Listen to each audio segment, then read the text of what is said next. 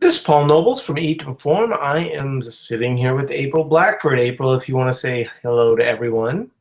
Hi, everybody.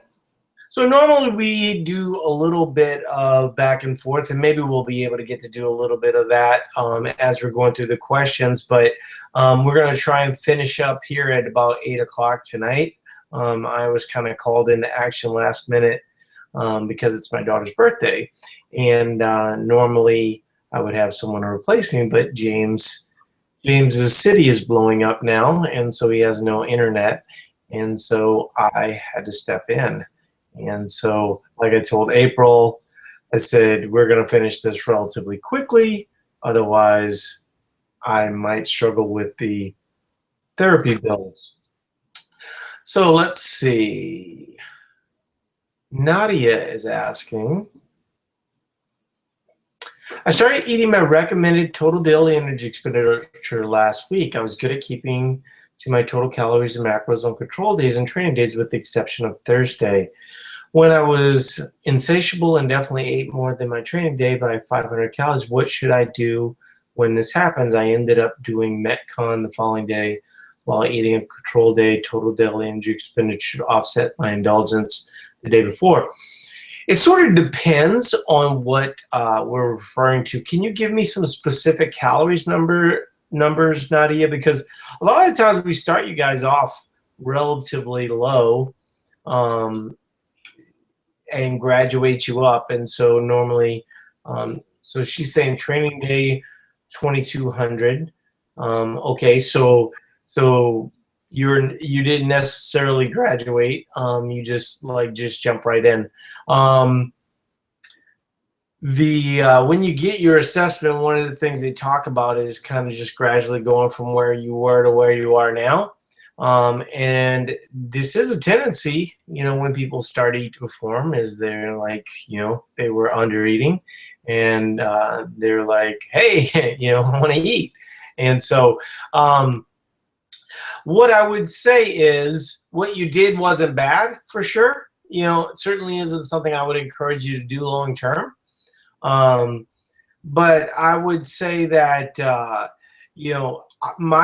the approach that I would take would be to just add in like a 500 calorie walk or something like that, especially on those days.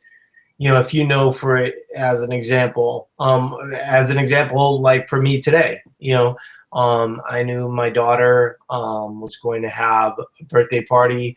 Wasn't necessarily sure what she was going to want to eat, but I knew that I could not say no, right? And so around 4 o'clock, I went for, about a 4 to 5 mile hike, got in 600 calories. And so whether or not that's going to end up being enough or not is really not all that important, right? It was just a matter of trying to do something that's different. So from your standpoint, one, I would keep an eye on the scale, making sure, that's one of the things as a new person, you want to have some idea on what's going on. But the other thing would be not necessarily under eating, but maybe adding a little bit more low intensity. That would be kind of the way that I would work through it. Any thoughts on that, April? I actually have different thoughts because she stated that she had insatiable hunger, so she overate by 500 calories, which tends to lead me to believe that she may be underestimating her activity level. I personally would have recommended not to treat the following day as a control day while she did a Metcon. 500 calories in a surplus is really not anything to stress over, and I certainly would not have overcompensated the next day because I think it leads to bad behaviors with food, and before you know it, it becomes a common occurrence. I would have just moved on, called it a day. If it happened again, then I would step back and take a look at my macros and see if I'm eating enough to warrant your activity level. Well, to be clear, I wasn't suggesting that that's what she should do or that's what she should do going on. I was just saying that, that one day, that was a fine way to handle it. But in the future, obviously, some of the other ways would be better to go. But yeah, I mean, like a lot of the time when people first start Eat to Perform, the one thing that we always let people know is, because she's saying that she was eating at 1900 before ETP, which is only like 300 calories less than where she's at right now. So she starts adding in some carbohydrates. All of a sudden, the workouts and things of that nature start to feel a little bit, more, taking out of you.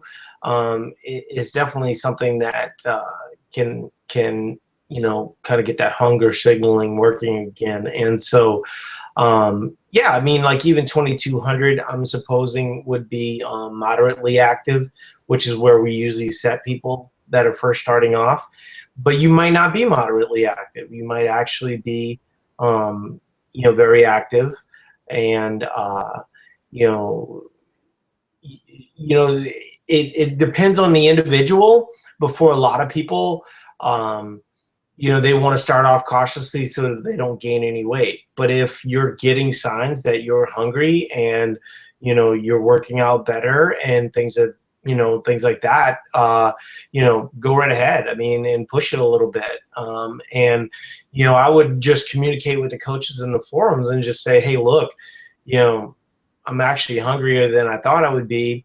I'm not gaining any weight. Is it okay if I bump my calories up? And that's always going to be something we're going to encourage you, because really what we're seeing a lot with these groups is that a lot of people are still kind of on the training wheels, and so we're always looking to get people to kind of push that a little bit more, because really the secret to eat to perform and the secret to dieting effectively is to not be dieting all the time. And so keep that in mind.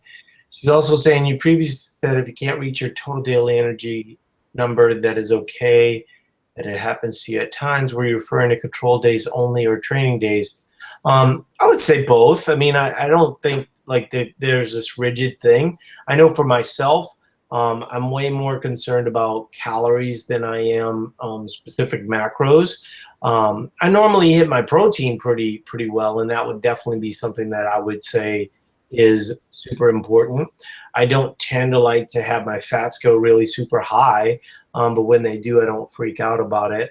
I have noticed, and if you're following my Eat My Fitbit, which actually April is joining in on, what you'll see is that my carbohydrate numbers are 400, 450, and my fats are usually around 80 to 100. And so I don't usually try to go super high with fat, but 80 to 100 is actually, considered to be a pretty good amount of fat for most people.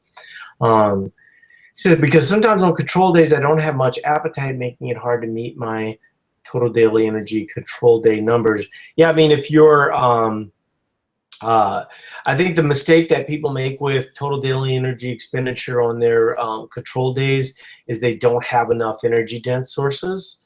And so a lot of times that will hurt your workouts, the next day. And so if, for instance, you're supposed to be eating, let's say 2100 and you're only getting to 1800, you might want to add in some dark chocolate macadamia nuts or maybe some sweet potatoes with your meals, because I think that a lot of people get too aggressive with the low carb thing on control days. And I know April, how many carbs do you eat on control days? Usually around 250. Okay. 250. I mean, it's funny because I'm also at like 250, which makes me, it's sort of emasculating. But it actually might be higher lately. That is the one problem with the Fitbit compared to MyFitnessPal, is you can't see the macros like that. Like I can't just pull up my phone right now and see it. Now you can see it online. I don't even think it's an option with like the premium service, which is something that they really need to fix, because like if you can't see what macros you're eating throughout the day, that's kind of a big no-no, I think. But I do actually like it better than MyFitnessPal, but it's those little things that are a little annoying. So I hope that helps, Nadia. I just think that, like what April was talking about, kind of getting out of the habits of bad behaviors is a good thing, but also kind of like losing this rigid plan where you can't ever make mistakes. That's really not the goal. Even in the case of 500 calories, like I said, in some other arena, you could maybe add in a little low intensity work, but typically it's not going to be that big of a deal. In fact, for a lot of people, it's probably necessary. I mean, part of what muscle building is being in a surplus occasionally. And so for you to be in a slight surplus on one day, I mean, it's probably mostly positive and wouldn't affect you at all. So I hope that helps. You can follow up, but like I said, we're going to try and whisk through a bunch of these questions here today. So,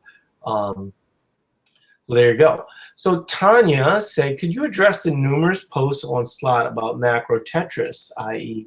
have 9 grams of fat, 5 grams of protein, 12 grams of carb load? So no, I do. I think there are enough posts on this to warrant an article or a forum FAQ.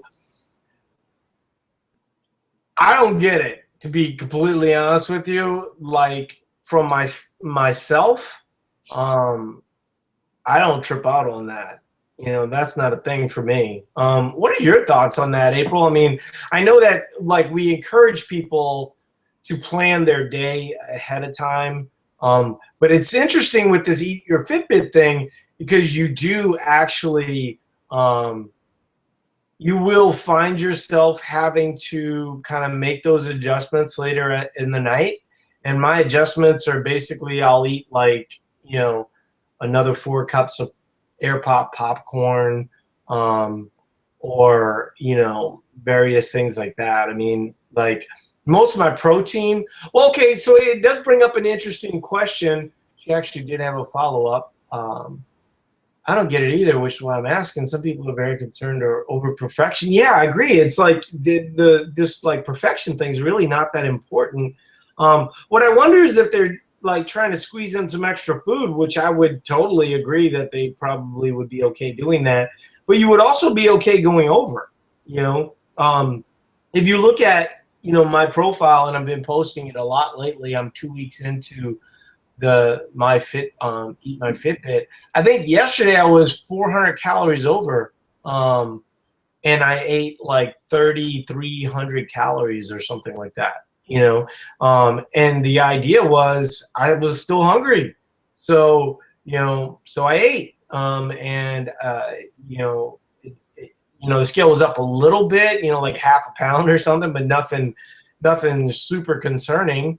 I think that, one of the things that I've been talking a lot about that's actually a really good topic to bring up is the idea of viewing your food log as an artist might.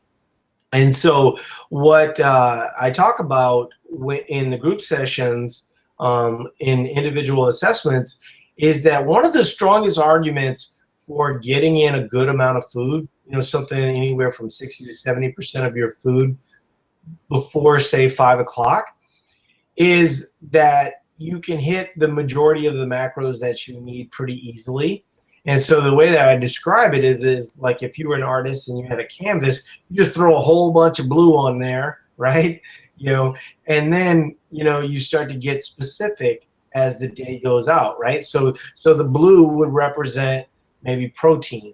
And so, as an example right now, I'm fairly certain that I'm at about 100 to 110 in protein. And so getting to, first of all, if I was at 110, no problem, right? I could literally stop today or stop right now and no big deal at all, because that's like 70%. But if I decide to push it a little bit further, it's really easy to get in 20 grams of protein, right? But if you're short 60 grams of protein, that's when you have the problem. And then people go, well, that sounds contrary to a lot of the things that you guys talk about, because of meal timing and things of this nature. And we're not really talking about meal timing, because I still believe that you should save a certain amount of calories for carbohydrates in the evening meals, and especially if you're working out in the morning. But we're talking about strategy. We're really talking about overall. And so I think people get focused on the timing and why timing is so important. And really, when we look at it, we look at quantity, we look at quality, we look at variety, and then we look at timing. And I would say that, you know, when you talk about quantity, really the most important thing to quantity is making sure you're getting in an adequate amount of protein on a daily basis. And that's usually, you know, depending on the individual, it varies wildly depending on how big you are as a person. But, you know, I'll go as low as zero point 0.7. And most days I'm right around like 0.8, 0.9. I rarely do 1 gram per pound of body weight, which I know that, you know, that's in some of our books, and things of that nature. And people get kind of confused about that part. But really, if you think about what the book's trying to do, we're just trying to ballpark people. And so that's the thought process there. But yeah, I think people need to quit worrying about the perfection. And it's funny, though, what you're saying, Tanya, because notice how they're always perfecting low, right? No one's perfecting high, you know, like oh, I'm over, you know, yet again. Usually when people are over, it's because, oh, I had too many beers this weekend, or things of that nature. When I'm over protein, or I'm over carbohydrates, you know, or things that, you know, really are going to help your workouts the next day. Do you have any thoughts on that, April? I mean, because obviously you're talking to people on a daily basis. You know, I tell people all the time just to, basically exactly what you said, just to relax, you know, make protein a priority, and, you know, don't stress over getting everything perfect. I think a lot of it, saw the thread in Slots the other day about people that were type A, type B personalities. I think it's a lot of the type A'ers that are stressing about the macro Tetris. You know, it's the gotta have things perfectly, you know, when in the reality, you know, like what you said, you know, I hit my protein goal. You know, some days it might be over, some days it might be 10 under, you know, some days I'm really, really high on carbs, and some days I look at, you know, 6 o'clock and I'm like, oh shit, I've only had 120. Ooh, I don't know what happened there with April, but we lost April there.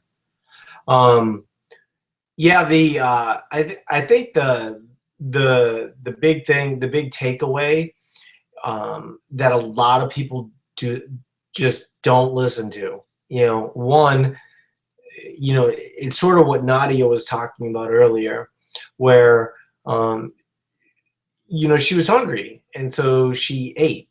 And people, you know, we have to realize, like, we're setting most people relatively conservatively because, you know, they don't want to gain weight necessarily. April, we lost you for a second there. I know, and I had a really fantastic response at the end, and I realized that the screen was froze because you had this look on your face, and you had the pen that was like this at your face, but it was completely froze, and I thought you were just giving me this blank stare. Yeah, no. So, do you want to finish your thought process? I am really interested to hear what your thought process is as it relates to the whole painting idea, because Yeah. I think that that's something that really, you know, what I think. Here's what I think happens. I think a lot of people have kind of a light breakfast.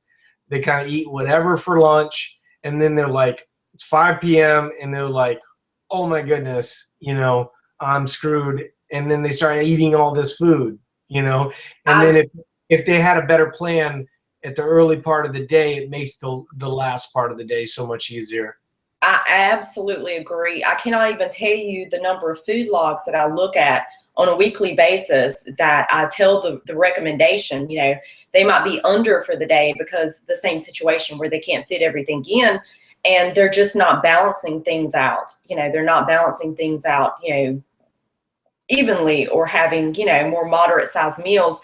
The issue with protein is always they're not making protein a priority at, you know, with all their meals and snacks. You know, I see food logs where there's like no protein in like breakfast and lunch, you know. And if you look at the strategy, like you said, you know, if it's a painting and you throw all the protein in, even if you just, if you're a meal, basically you do food prep, if you just prep 3-4 protein sources a week, you can fill in everything else, fairly easy without stressing over taking 5-6 hours of food prep. Well, that's where I think the crock pot chicken, I mean, you have a bunch of crock pot chicken, it makes things a lot easier, Okay, so but Tanya always comes up with great questions. I remember we riffed on something that she talked about a while back. Carla's talking about, I started taking creatine and it made me feel really jumpy and my heart was racing. Any ideas why? Was it monohydrate? Because I don't see why monohydrate would do that.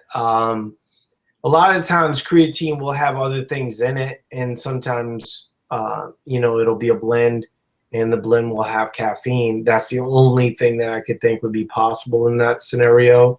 You could Google it. Maybe other people have had similar responses. Have you heard of anybody having like heart palpitations? My husband, Tom, has the exact same issues. I would sneak creatine in his Vitargo or whatever he's drinking at the gym. And, and he complains, or if he just has it alone, he complains that he has like the heart palpitations or it makes his heart race or, of course I told him I didn't think that was the case, because, he didn't want to take the creatine, like he thought that it was some kind of steroid or something. But he actually legitimately has that issue. I have no clue what it is. Interesting. I can't honestly say that I've heard that very much. So that would be something I would Google. You could also try to tag Mike T. Nelson in slot, and you'd probably get a pretty quick response from him. Mike geeks out on those types of questions, but I can't honestly say that I'm aware of that because I use a fair amount of creatine daily with no result like that. I wonder if it's just because you're new, maybe reacting to it. I always think that a lot of when people have issues like this, it comes down to dosing good majority of the time. So that might be something that you would consider as well, but I can't say I could speak intelligently on that problem. Let's see. A key is saying pre and post workout, how important is nutrient timing as opposed to just getting in the macros? I would say not very important at all. When you look at the pre and post recommendations that we have, when you look at the pre and post recommendations that are in the book, that basically exercise physiologists, the science kind of shows that it's not all that great. I mean, it's certainly beneficial, and it's certainly something that if you're looking for optimal, it's helpful, right? What it is, though, it's a strategy. It's similar to what we talked about with painting the picture, where you have some protein throughout the day.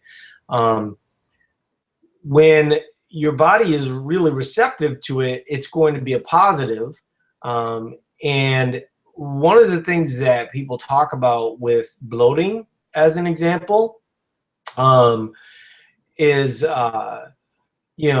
whether it's Vitargo, whether it's carbohydrates, whether it's protein. I'll often hear people say, well, whey protein makes me feel bloated. Like, when do you take it? Not around my workouts. Why don't you try it post-workout? Then they try it post-workout, less bloating, right? So it's somewhat the bioavailability of what you take, but also the way that your body is able to receive it. Doesn't mean that eventually your body wouldn't process it and it wouldn't go where you need it to go. It's just a matter of how efficiently it can do that. And pre and post workout is efficiently. Whether or not that's convenient or not is individual, but it's way more important, like I said, quality, quantity, variety, timing. And frankly, if you hit those other three, I don't really care about that other one, even though we technically have a book on timing, right? But what we're trying to really point out to people is that I'm sorry, I got distracted. My daughter came downstairs. But what we're trying to point out to people is that if you can kind of make it a strategy and a part of your plan, that's a good thing, and it allows you to manage your day a little bit better. She did have a follow up, and then I'll go ahead and let you handle the other part of that. She said throughout the rest, let's see. Pre and post workout, how important is nutrient time as opposed to just getting in the macros? And then she's saying throughout the rest day. I'm not totally understanding that second part. Would you agree or disagree on my view on timing there? I do agree. I'm a little more, the only thing that I really try to stress is the post workout. If you have some carbs and protein available pre-workout, sometime, as long as you have some stored energy, it's no big deal. You don't have to get exactly that 25 grams of protein, 50 grams of carbs type thing. Post-workout, I do like to try to urge to get either the 2-to-1 or 3-to-1 ratio. I'm not OCD about, recommending keeping fats 0, because I don't think that's, obviously you want to keep fats lower, but, they don't have to be 0. But the rest of the day, I think she's asking in regards to the timing the rest of the day. Well, she did follow up. She's saying, I was just saying, as opposed to just eating it throughout the day. Thanks, Paul. Happy birthday to your daughter. I think a lot of people will get their and I think this is a great strategy where rather than stressing, if you're not familiar with counting your macros or your calories and that type of thing, a lot of people will plan their pre-post meals, and then they'll actually split their calories up, their macros up evenly for the remainder of their meals and snacks. I think that's a good strategy to start with. I'll tell you one thing that's really interesting, especially, at this point, there's no secret. So, I was just coming out of the wave. It's been something like 3 weeks now. And, was able to move very quickly into what my normal calories are, which are right between 2,800 and 3,300 on a daily basis. As a 170-pound guy, right? Now, one of the changes that I made was I was starting to see that there was no negative to Vitargo, almost at all, other than the fact that if I took it beforehand, it would affect me negatively in terms of cramping, maybe even feeling a little bloated, something of that nature, right? So what I started to do, because I really wanted to start hitting higher carbohydrate numbers and keep my fats lower. So I moved all of my Vitargo post, and I take no protein, which is sort of interesting to people because, they think, well, I've got to do 2-to-1, 3-to-1, things of that, kind of that approach. Well, I'm finding when you're eating 3,300 calories, hitting your protein numbers isn't a problem, right? What's a problem is getting 450 grams of carbs.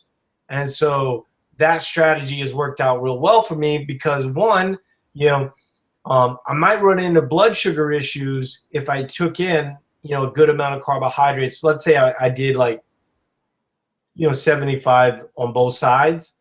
I might run into some blood sugar issues. 75 on both sides would be a lot. But having the 105 post, no problem at all. No energy crash. I will say I will nap occasionally, more than I probably was before. But I don't view that as a negative because I have kind of a pretty flexible schedule. But some of it is just, I don't know. Some of it is, I don't feel blood sugar issues. I'm just tired, and so I take a nap. Any thoughts on that? In terms of, I think naps are great. No, I think naps are great, and I am very hopeful that I can be reunited with my naps again here soon. You try the Vitargo post workout. I mean, I'm not saying that it happens every single time, but it It's pretty nice when it No, does. don't get me wrong. No, I'm just busy because I could take a nap every day. Yeah. Well, you probably take the same nap that I do. You drink a cup of coffee. Um, so Lillian is asking, what's the timing window for pre-post workout nutrition? Is there a guide for how to long wait after post workout meal before you eat your next meal? I'm specifically curious about having a higher fat meal post workout meal. Okay. I know what she's asking. Okay, go ahead. Answer it. Okay. She is asking, so she's keeping her fast down in her post-workout meal and is wondering when is the optimal timing for her following meal to have higher fats in it. Once you get that insulin spike, I usually recommend, obviously, again, not being, super obsessive and OCD about it. You should be fine within an hour, hour and a half after your post-workout meal. See, I would say 2 to 3 hours. Really? Now that I understand the question. Now it sort of depends on how quickly you're loading your other stuff, right? And so like in the case of Vitargo, you have 105 grams of Vitargo. You really are going to want to wait for that insulin to clear. Once again, this is not a perfection thing. Do I eat? Do I avoid, as an example, if I eat Chipotle post workout, do I avoid guacamole? No, I do not. Even though it's more than 10 grams, there's the 10-gram thing is kind of gotten out of control. Because with the new protein that people are like freaking out that it's like it's free and it tastes good. It tastes good and it's 9 grams. It's like not that good. Yeah, I think once again we're sort of running into that perfection thing, and there really is no advantage to perfection. And if you like I said, I mean, if you look at, I think the thing that's sort of being missed by my whole thing with the Fitbit is that not only am I eating a lot of food as a relatively small dude, right? But my weight is almost unaffected, and I'm not like this WOD killer. I work out maybe 6 days a week. My walks are pretty chill. I mean, like I said, today, I went on a 4 or 5 mile walk.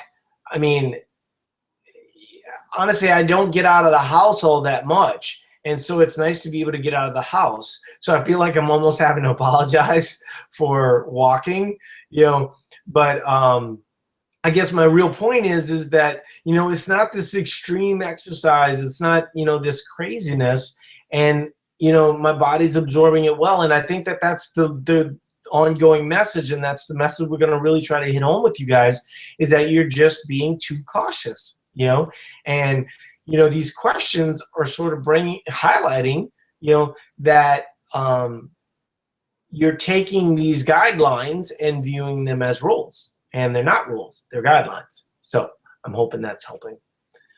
So Haley is saying, in the past, eating prior to a workout has made me feel sick in my stomach during my session. I'm going to experiment with the pre-workout meal being an hour and a half before the workout. If it has the same effect, how should I adjust for that? Don't eat. That's sort of, she's saying, my workouts start around 5:30 p.m. Honestly, this one is also another one that gets overthought. The way that I would adjust to it, and the way that I've adjusted to it in the past, is I just have a bigger lunch with carbohydrates. Because what I think people want to do is they want to load it around, she works out at 5:30. They want to load it at 3:30 or 4 o'clock, and then boom, they're good. Well, like she's saying, that's a little bit of my Vitargo adjustment. Like what I was talking about with the Vitargo, was that I just didn't want this huge amount of food. I actually have had similar type of problem recently, where I've suspected that the amount of food that I was having, was sort of interfering with my workouts. It's been sort of hard to say at this point because there's been a lot of changes being made real quick. One, I was kind of finishing up the wave, kind of wanted to hit a certain number. Once I hit that number, then it became like, getting back to normal. And so even as I was getting back to normal, some things were changing. I was kind of changing, what I was using for food log. But part of my thought process was there was like a little bit too much food going into that last 2 to 3 hours. And, if you really focus on amounts, the one thing that I would say, and I was actually going to bring this up earlier, is now that I'm eating more food, coming out of the wave, and my average is, closer to 3,000, all of a sudden, not only is my energy level higher, sleeping is better, and deeper. I don't know about better. It's not longer. I was actually sleeping longer, but I'm sleeping deeper. But the way I feel overall, like the way that we sort of have it set up with control days and workout days, is you're kind of putting more of your food around your workout days, and you're going to have less food around your control days. Well, when you're kind of eating towards your level of activity, especially if you're trying to keep your activity level fairly high, the average takes care of itself, and everybody always talks about the weekends and why the weekends are so much trouble for them. Guess what? The weekends aren't trouble for me. Why? Because I can eat 2,800 calories on a control day, because I basically just go by the number on the Fitbit, and it makes things a lot easier. But not just for that rest day, right? Because a lot of times, if you're keeping your calories low and you're trying to create this big, huge deficit, and it ends up being a net negative, you feel it on Tuesday, Saturday, right? You're under eating, it doesn't feel right. And then you end up drinking, later on in that night, and that doesn't feel great. You're going to feel that on Tuesday. What I'm saying is that if I eat 2,800 calories on a rest day, because, my watch is saying to do that, and then I come back on Sunday, have a workout day, rest day on Monday, if I'm eating a consistent amount of higher calories, then what ends up happening is my Tuesday workout is a lot better. And so this is the idea of recover harder, and that has been pretty, I've obviously know that this happens. It's something that we've been teaching people for a very long time. But, seeing the dramatic changes has been kind of, reaffirming for me, and for a lot of people that do it that way. Any thoughts on things? Because I'm obviously kind of ranty at this point. I agree. I'm kidding. I'm kidding. No, I agree. When you're eating an adequate amount, you're talking about the control days. I think a lot of people tend to get too aggressive on those days, thinking way undervalue their expenditures, and they're too nervous to eat an adequate amount, because they think because they're not working out, they must only be burning 1,700 calories or 1,600 calories. And like what you said, it ends up transferring over into our training days. And ultimately, not only that, but recovery is never 100%, especially if they're training 5 days a week. That's something I had to learn like 6 years ago. I was trying to get too much of a deficit, and wasn't viewing it like it is. Similar to the post that I made the other day, where I was talking about what you're really doing is creating a more insulin sensitive environment. So then when you have your carbohydrates, but like I said, when you're having 450 grams of carbohydrates on your workout days, and then you move down to 300 grams of carbohydrates on your rest days, that still feels like a good amount of carbohydrates, because it is. So let's see. Candace is saying, is there any detriment to having an ungodly amount of caffeine daily? I drink 1 to 1.5 pots a day. I would say no. I know everybody would say yes, but I would say no, because I do it. I do exactly what you're talking about, and I sleep well. Um, I do. I do keep in. I don't have caffeine. Um, Typically after 3 p.m. I will sometimes have it. Like tomorrow, I'll have it probably around 4 p.m. Because, well, let's see. I work out at 5. I'll probably have it around, yeah, probably 3 or 4. Because tomorrow's a really, really heavy day for me, and that caffeine, usually can amount to a 15 to 20% boost. That's at least what most of the science says.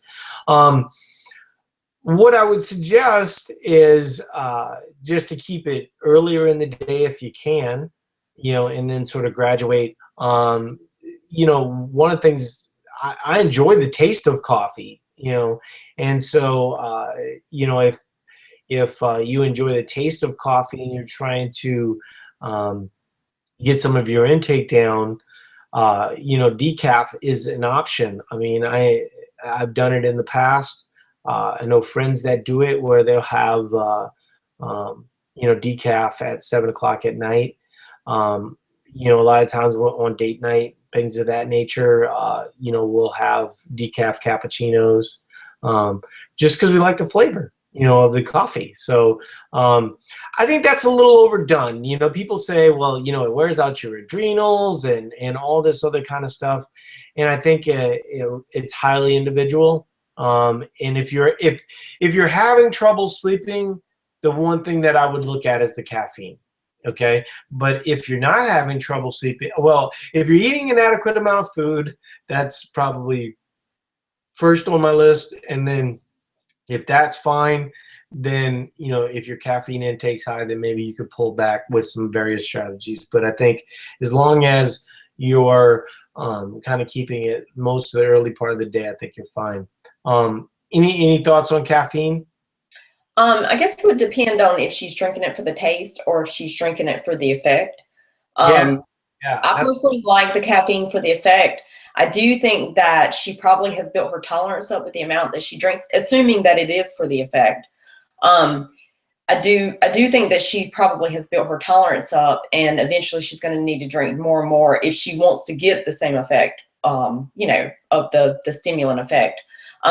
A lot of people will cycle off for a week or two where they do like half decaf, half regular coffee, for a period of time, just to get your tolerance, basically to bring your tolerance back down on it. And then that way, you can feel the effect of half the amount that you drink. I mean, you're nailing it right on the head. Are you doing it for effect or not? And if you're doing it for effect, then what you really need to do is look at, why don't you have energy throughout the day? Why aren't you, you know what I mean? But she's saying taste really, and frankly, she said I chug down a ton in the morning and I don't drink it after 12 usually. Honestly, I think you're fine because I'm fine. That's exactly what I do. Um, and actually, it's sort of funny because when we first started Slot, there was only like 100 people, and then now, of course, there's 40, 100. But I, would talk about my coffee maker because I have a grind and brew, which I really, really dig. I was just talking to my wife about how like it's one of the best purchases I've ever made. So I'll probably make a post about that really soon here. So we've got 14 minutes. I'm going to try and whiz through a bunch of these. Let's see. Allie's saying, when doing a fasted, partially fasted workout, where do those macros get pulled from?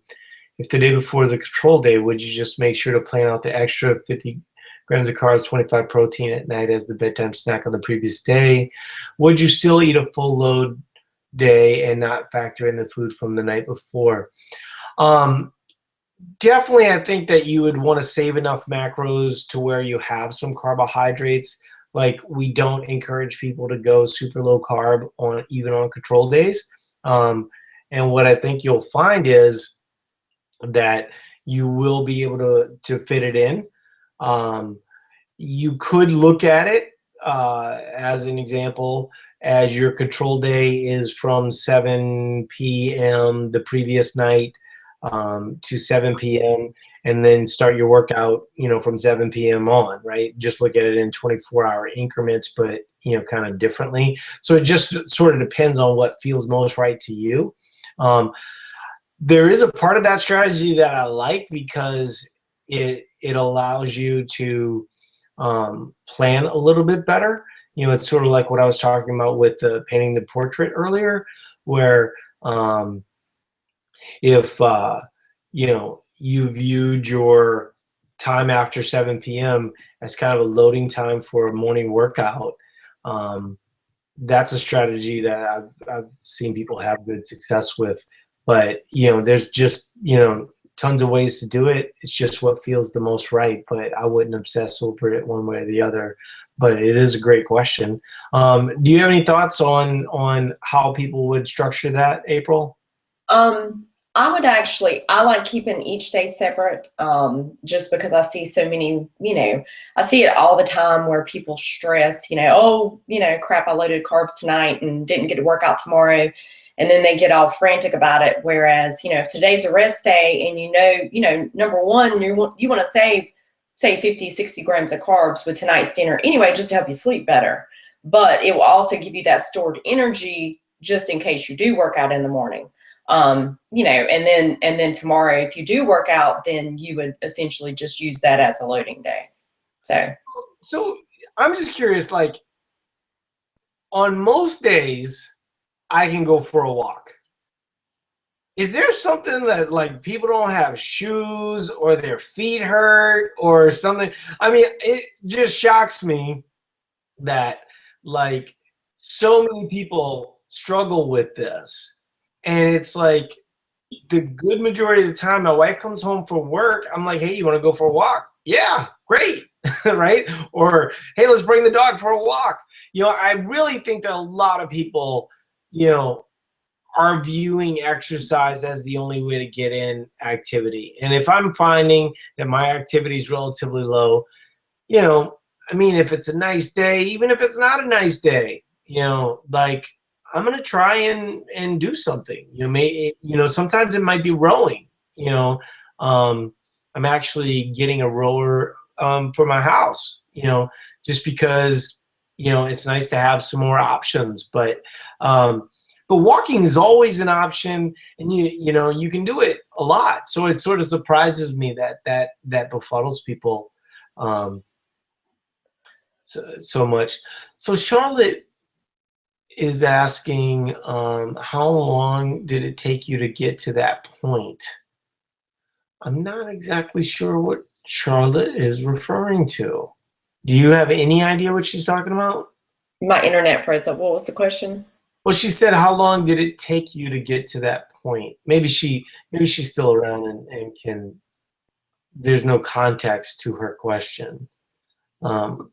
She's probably doesn't see what we see, that there's a queue of questions. Oh, yeah, she may have been actually commenting on a topic that we were addressing earlier. Yeah. So Dan's saying, happy to be a part of Eat to Perform. Workouts have been great over the past 2 weeks, definitely getting stronger. Glad to be part of such a great group of people. Yeah, no, man, it's really cool having you on board. I mean, you obviously just jump right in, which is really cool. That's exactly what we want people to do. See, any thoughts on mixing Isotori BioGrow with protein? Any thoughts on that product? I'm not familiar with it. I've never heard of it. I assume it may be a carbohydrate because it's got the word grow in it. Yeah. I'm not familiar with it, Dan. If you could post that into Slot maybe and then tag me, I can do a little research on it. But I'm guessing it's just it could be a bulking type thing too. If it's a bulking thing, it's probably, some waxy maize, kind of alternative. So Charlotte didn't give a follow-up. Shoot. John came in last second here. Okay, John, I'm going to try and be real quick here because I got to get to my daughter's birthday party. How accurate do you think the Fitbit Charge HR's calories burned are? I think it's really accurate. So accurate that I'm actually eating that exact amount on a daily basis. Here's the problem though. If you're bicycling, if you're rowing, if you're weightlifting, it's not going to be perfect, and I think what ultimately everybody's kind of like, oh gosh, he's eating this food, but in truth, what you should really be seeing from the experiment is that perfection is not necessary, and that some days I eat more than that number, and some days I eat a little bit less. Most days I don't eat less though. Typically I end up eating more. Chris is saying Surge as accurate as the HR. Yes, that definitely would be. Surge is the better version of the HR as far as calories burned. I do think that the calories, I think Lori Walsh has talked about it a fair amount, where she's of the belief that it's about 300 to 400 calories difference. So I do think the heart rate matters, and I think that's one of the reasons why you're seeing the heart rate one